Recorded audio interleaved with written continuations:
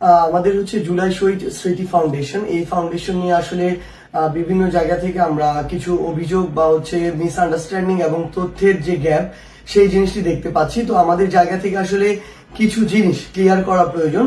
আমরা আমাদের জায়গা থেকে প্রথমে যদি বলি যে এই মুহূর্তে আসলে MIS অর্থাৎ স্বাস্থ্য মন্ত্রণালয়ের যে ডেটা যে শীটটি রয়েছে সেই MIS এ আসলে ডেটা সেন্টার যেটি সেখানে এখন পর্যন্ত ভেরিফাইড শহীদের সংখ্যা 826 জন।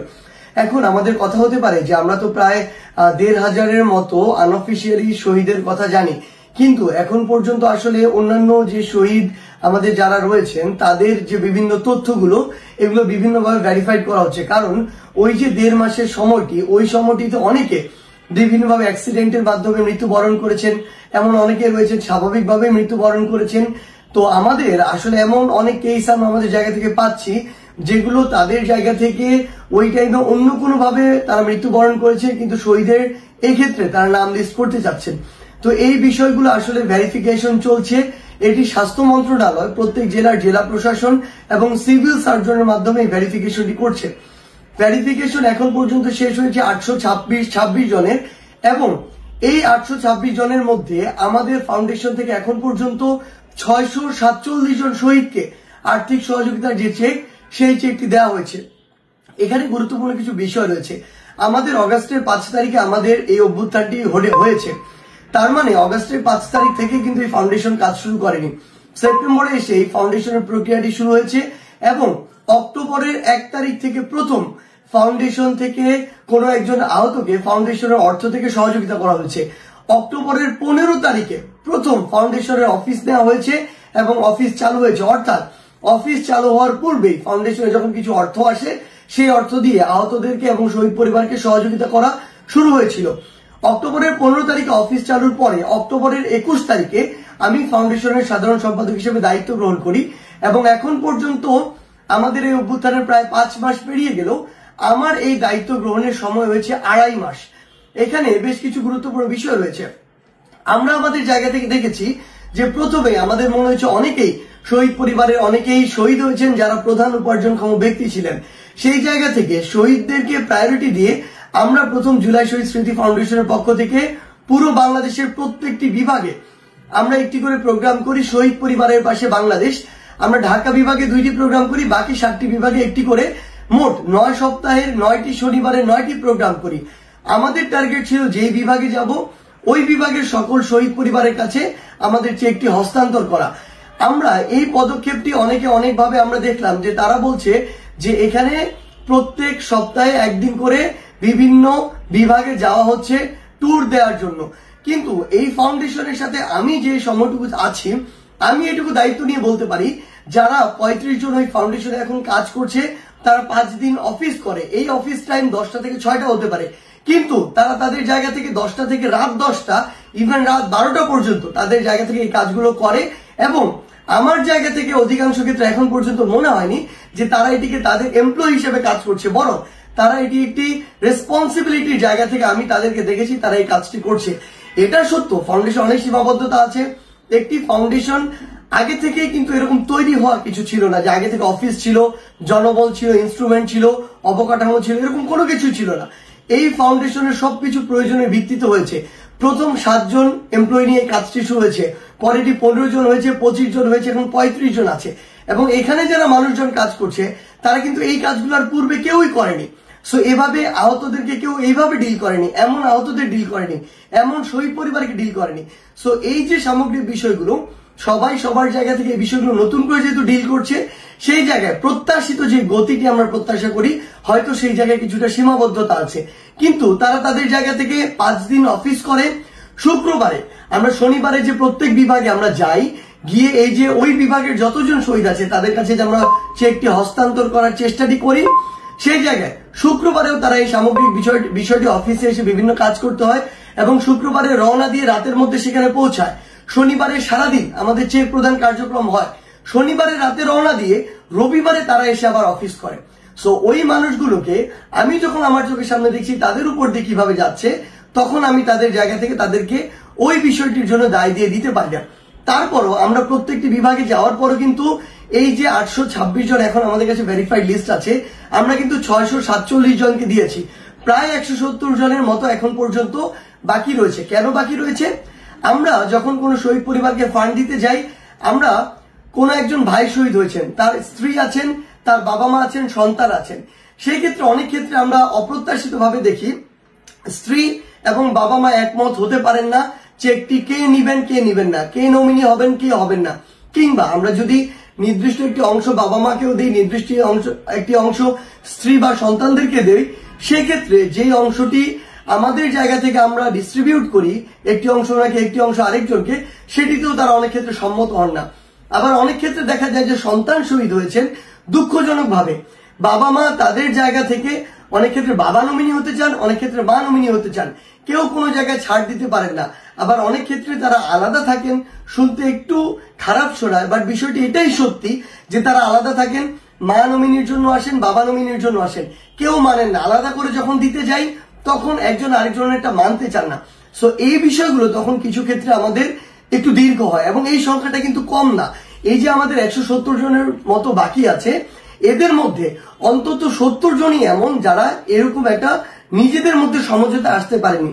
বাকি 100 জনের বিষয়টি যেটি হয়, অনেকের ক্ষেত্রে তাদের এনআইডি কার্ডের সমস্যা, অনেকের ক্ষেত্রে তাদের নামের বানান থেকে সমস্যা। এনআইডি কার্ডে একটা নাম, জন্ম নিবন্ধন কার্ডে একটা নাম। আমার যেহেতু চেকের মাধ্যমে দিতে হচ্ছে, ওই চেকে কিন্তু নামটা খুবই গুরুত্বপূর্ণ। ওই নামের সাথে যদি এনআইডি কার্ড, জন্ম নিবন্ধন কার্ড এই নামগুলোর সামঞ্জস্য না থাকে, তাহলে টাকাটা তিনি উইথড্র করতে পারবেন না। সো এই ক্ষেত্রে তাদেরকে আবার তাদের জায়গা থেকে বলা হচ্ছে তারা যেন এই বিষয়গুলো কিছুটা সংশোধন করে নিয়ে আসেন। তারপরও এখন পর্যন্ত আমরা প্রায় 75 to 80% শহীদ পরিবারের কাছে আমাদের জায়গা থেকে পৌঁছাতে পেরেছি। এখন যদি আমরা আমাদের আহত যোদ্ধাদের কথা বলি, এখন পর্যন্ত এমআইএস এ তাদের জায়গা থেকে আহতদের লিস্টে আহত রয়েছে প্রায় 11,300 জন। আমরা আমাদের জায়গা থেকে ফাউন্ডেশন থেকে এখন পর্যন্ত আহতদেরকে ফান্ড দিয়েছি 1800, মানে প্রায় 2000 এর কাছাকাছি। এখানে সংখ্যা এবং দেওয়ার মধ্যে একটা কিন্তু বড় পার্থক্য রয়েছে। এই পার্থক্যটার কারণ আসলে কি? আমাদের ফাউন্ডেশনে এখন পর্যন্ত প্রায় 2000 অ্যাপ্লিকেশন জমা পড়েছে, যেই কাগজগুলো আহতদের জন্য আমরা চেয়েছি। এই 2000 এর মধ্যে আমরা এখন পর্যন্ত 1807 জনকে দিয়ে ফেলেছি। আমাদের প্রায় 200 জনের মতো বাকি রয়েছে। বাকিদেরকে আমরা বিভিন্ন ভেরিফিকেশন প্রসেসের কারণে এখন পর্যন্ত তাদেরকে হোল্ড রয়েছে। কিন্তু এই যে এমআইএস এ 11,000 রয়েছে, এই 11,000 এর মধ্যে 2000 কেন? আমরা আমাদের জায়গা থেকে এমআইএস হচ্ছে স্বাস্থ্য মন্ত্রণালয়ের যে ডেটা, যে লিস্ট, ডেটা সেন্টার, সেখানে আমরা একাধিকবার বলেছি, আপনারা যদি এই 11,300 জনকে মনে করেন যে তারা আপনাদের জায়গা থেকে ভেরিফাইড, এমআইএস কাজ করে স্বাস্থ্য মন্ত্রণালয়, জেলা প্রশাসন, জেলা সিভিল সার্জন, এই 3টে স্টেক হোল্ডারের সমন্বয়ে। আপনারা যদি মনে করেন আপনাদের এটা ভেরিফাইড, আপনারা এই লিস্টটা একটা গ্যাজেট আকারে প্রথম ধাপে প্রকাশ করুন। আমরা তাহলে ফাউন্ডেশন থেকে 11 দিনে 11,000 আহতকে আমাদের ফান্ডটি দিয়ে দিতে পারবো। কিন্তু এখন পর্যন্ত তারা কনফার্ম হতে পারছে না যে 11,000 ভেরিফাইড কিনা। তারা পুনরায় এই ভেরিফিকেশনের জন্য জেলা প্রশাসনের কাছে পাঠিয়েছে, সিভিল সার্জনের কাছে পাঠিয়েছে। এই কারণে তারা যদি এই গেজেটটি প্রকাশ করতে পারছে না, আমরা এটিকে শতভাগ সত্য নিয়ে আমাদের ফান্ডটিও দিতে পারছি না। এখানে একটি গুরুত্বপূর্ণ কথা রয়েছে, আমাদের যারা আহত যোদ্ধা তাদের জন্য আমরা কম ব্যথিত নয়। তাদের রক্তাক্ত হতে আমরা দেখেছি আমাদের চোখের সামনে, তাদেরকে এখনো হসপিটালে গিয়ে আমাদেরকে প্রতিনিয়ত ফেস করতে হয়। কিন্তু এই যে ফাউন্ডেশনের টাকা, এই প্রত্যেকটি টাকার তো আমাদেরকে হিসাব দিতে হবে। আজকে না হোক, আজকে থেকে 10 বছর পরে, 15 বছর পরে এই প্রত্যেকটি টাকার আমাদের হিসাব দিতে হবে। আমরা এখন পর্যন্ত যতজন শহীদ এবং আহতকে আমাদের ফান্ড দিয়েছি, প্রত্যেকের প্রত্যেকটি টাকা আমরা আমাদের জায়গা থেকে স্বচ্ছতার সহিত হিসাব দিতে পারবো, এবং এই হিসাবের জন্য আমরা যে কোনো সময় আমাদের জায়গা থেকে প্রস্তুত। কিন্তু আজকে থেকে 5 বছর, 10 বছর, 15 বছর পরে আবারও যদি এমন কেউ এই ক্ষমতায় চলে আসে, যারা এটিকে আসলে তাদের জায়গা থেকে একটি উসিলা মনে করে আমাদেরকে, আমরা দেখেছি মাত্র 2 কোটি টাকা এতিমের টাকা আত্মসাতের অভিযোগ দেওয়া হয়েছিল বেগম খালেদা জিয়াকে, এবং সেটার জন্য তাকে বছরের পর জেলে রাখা হয়েছে। সেই জায়গা থেকে তখন দেখা যাবে যে 2000 টাকার জন্য এইখানকার সাথে সম্পৃক্ত সবাইকে তাদের জায়গা থেকে বিভিন্নভাবে হয়রানি করা হচ্ছে, মামলা দেওয়া হচ্ছে। কিন্তু সেটিও বড় বিষয় না, সবচেয়ে বড় বিষয় হচ্ছে স্বচ্ছতা। আমার কাছে প্রত্যেকটি টাকার যদি ডকুমেন্ট না থাকে, তাহলে কিন্তু আমি আমার জায়গা থেকে এটি দিতে পারি না, কারণ এটি জনগণের টাকা, আমার রেসপন্সিবিলিটির জায়গা।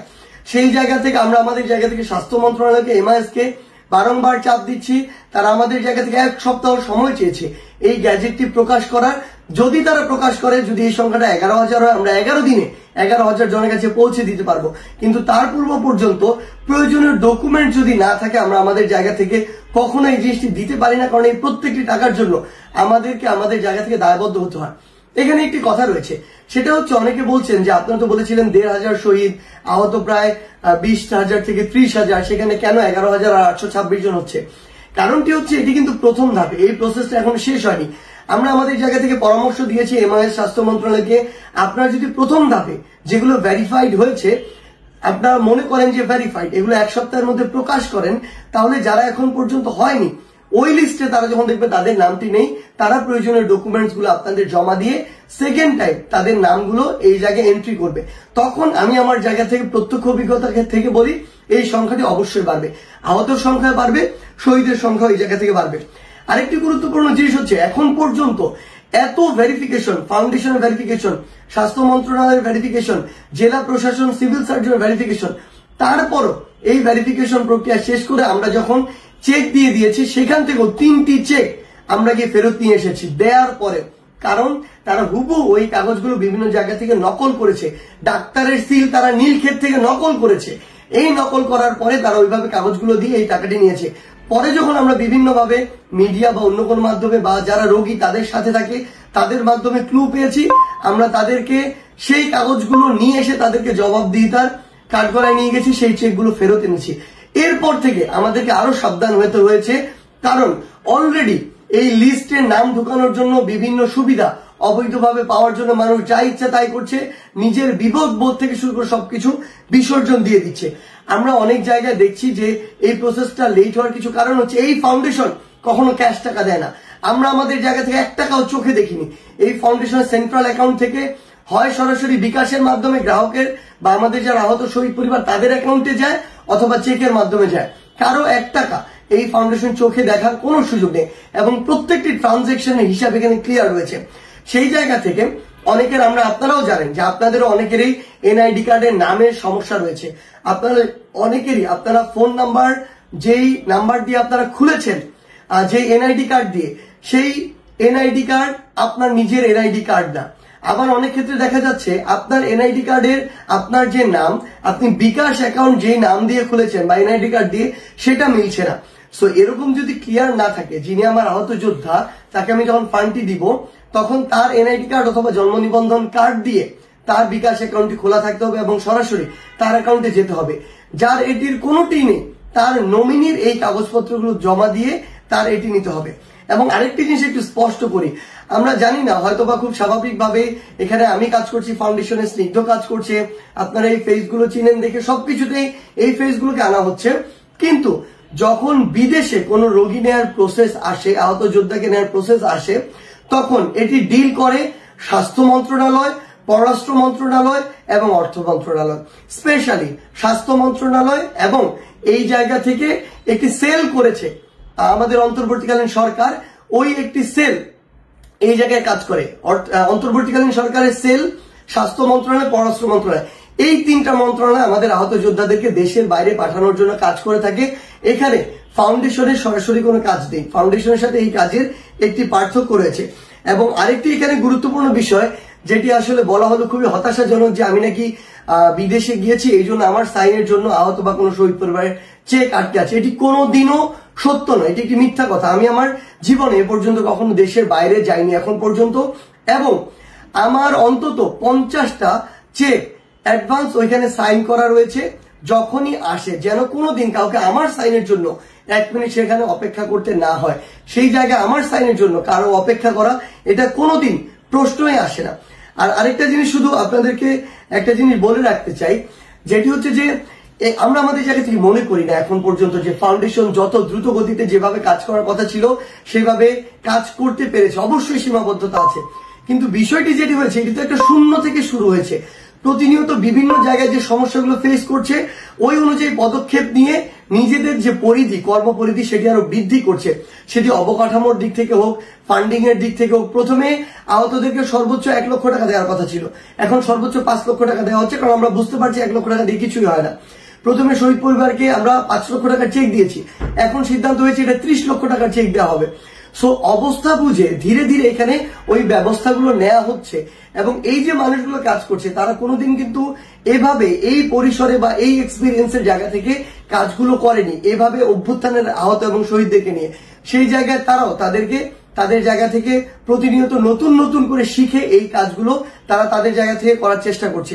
তো আমরা শুধু আমাদের জায়গা থেকে আপনাদের একটি কথাই বলি, তারপরও অনেক আহত যোদ্ধা এবং অনেক শহীদ পরিবার খুব স্বাভাবিকভাবে এটা হতে পারে যে কেউ কারো কাছে আমরা পৌঁছাতে পারছি না বা তারা আমাদের কাছে পৌঁছাতে পারছে না। এরকম যদি আপনাদের কেউ চোখে পড়ে, আপনাদের কাছে বিনয়ের সাথে অনুরোধ করছি, আমি কমেন্টে একটি পার্সোনাল নাম্বার দিয়ে দিচ্ছি যেটাতে হোয়াটসঅ্যাপ থাকবে। আপনারা আপনাদের জায়গা থেকে ওই নাম্বারটি আমাদের ওই আহত যোদ্ধা কিংবা শহীদ পরিবারের কাছে একটু পৌঁছে দিবেন। তারা যদি সেই হোয়াটসঅ্যাপ নাম্বারে মেসেজ করে কিংবা লিখে দেয় বা কল করে, আমরা সেগুলো নোট করে দ্রুত ব্যবস্থা নেওয়ার চেষ্টা করব আমাদের জায়গা থেকে। কিন্তু এই যে মাত্র কোথাও যদি এরকম ব্যতিক্রম ধর্মী 2, 4, 5, 10টি কেস ঘটে, সেগুলো দিয়ে এই যে সামগ্রিক যে মানুষগুলো এখানে কাজ করছে, আমরা যারা সিস্টেমের ভিতর থেকে দেখছি তাদেরকে আসলে এই যে প্রশ্নবিদ্ধ করার যে একটা চেষ্টা চলছে, যেটা আমাদের মনে হয় যে এই চেষ্টাটা কোনো আসলে হয়তো অনেকে ভালো উদ্দেশ্য করছে, কিন্তু এমন অনেক মানুষ আমরা দেখতে পাচ্ছি যারা ভালো উদ্দেশ্য করছে না। আর আমার অনেক ভাই যারা এক্সপার্ট রয়েছেন এই ক্ষেত্রে, যারা আমার এই ভিডিওটি শুনছেন এবং দেখছেন, আপনাদের যদি মনে হয় আপনি ফাউন্ডেশনে সরাসরি কাজ করে ভালো ইনপুট দিতে পারবেন, সেটা সম্মানীর মাধ্যমে হোক বা সম্মানী ছাড়া হোক, আপনারা আমাদের সাথে অবশ্যই যোগাযোগ করতে পারেন। আমরা অবশ্যই আপনাদেরকে ফাউন্ডেশনে যুক্ত করার চেষ্টা করব। সে পর্যন্ত আমাদেরকে আপনারা সংশোধন করবেন। কিন্তু কেউ যদি ইচ্ছাকৃতভাবে তাদের জায়গা থেকে প্রশ্নবিদ্ধ করার চেষ্টাটি করে, যেটার আসলে রিয়েলিটি না জেনে ইচ্ছাকৃতভাবে করার চেষ্টা থাকে, তখন আপনারা আপনাদের জায়গা থেকে দয়া করে এই যে সঠিক তথ্যগুলো এগুলো দিয়ে তাদেরকে সহযোগিতা করবেন এবং ফাউন্ডেশনের যে কোনো সমস্যা যে নাম্বারটি দিয়ে দেওয়া হবে সেখানে জানিয়ে যে কোনো আহত যোদ্ধা হোক কিংবা শহীদ পরিবার হোক, তাদের কাজটি যেন দ্রুত হয় সেই বিষয়ে সহযোগিতা করবেন। সবাইকে ধন্যবাদ।